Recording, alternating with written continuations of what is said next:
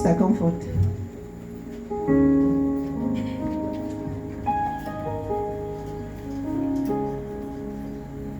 I learned that we learned from our Sunday school that God has given us a mind, a sound mind, and that sound mind is to be used to glorify God. But most of the times we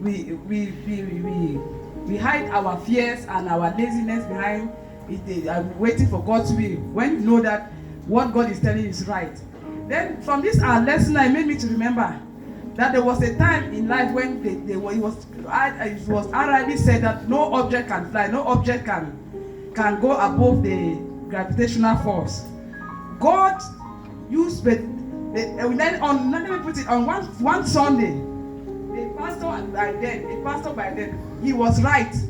Depending on what was around his environment, he was right. He came and was preaching. I said nothing. He even made mention of that statement that nothing can ever fly because of the force of gravity. He had two sons, the Wright brothers that we hear today. Those boys were seated there in the church.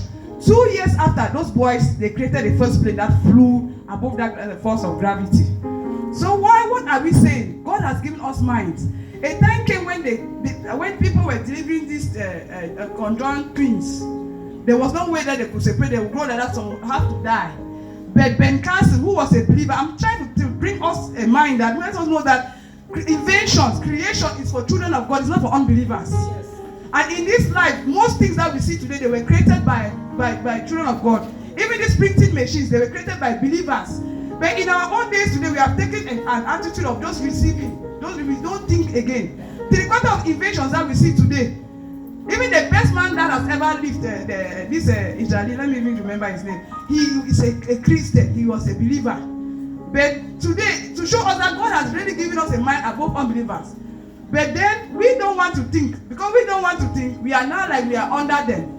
So we should rise and whatever God wants us to do, like children of God, no one wants time.